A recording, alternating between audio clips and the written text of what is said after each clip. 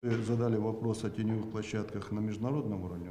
У нас площадки теневые тоже работают. В России в прошлом году, значит, было закрыто 6 площадок с оборотом где-то примерно 11 миллиардов рублей. Выявлено порядка 350 организаторов и заказчиков этих площадок. Значит, это дало такой результат, что резко выросла цена обналичивания.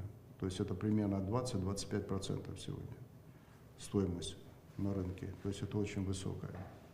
Но в то же время пользуются этими услугами. Вызывает, конечно, ряд опасений то, что и бюджетополучатели пользуются услугами теневых площадок, поэтому здесь идет плотная работа с казначейством, Генпрокуратурой. На сегодняшний день, к сожалению, должен сказать, действует еще 10 площадок у нас. Мы по ним работаем.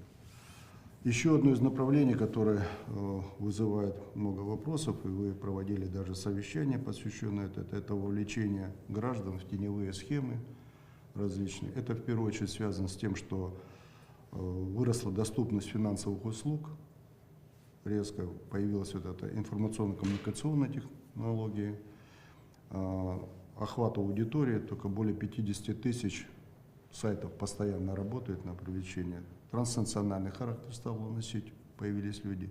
И рост нерезидентов, участвующих в этих схемах, вырос почти в 3,5 раза.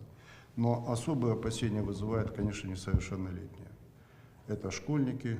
И сегодня есть школьники, которые 7-летние уже попадают вот в эти операции. У них есть карточки для расчета за обеды, и они, как правило, привязаны к счетам родителей. И вот преступники начинают пользоваться этими услугами. Поэтому здесь вот целый механизм запускаем.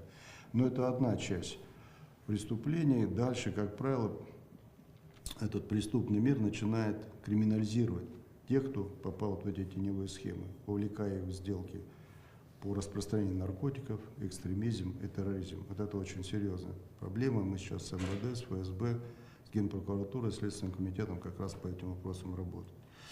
Все-таки нам удалось по противодействию этим механизмам включить и удалось пресечь деятельность порядка 90 финансовых пирамид и псевдоброкеров. Заблокирован Роскомнадзором порядка 40 тысяч сайтов. Пресечена деятельность порядка 60 нелегальных кредиторов. Заблокирован только счетов, использующих преступным миром, около 700 тысяч.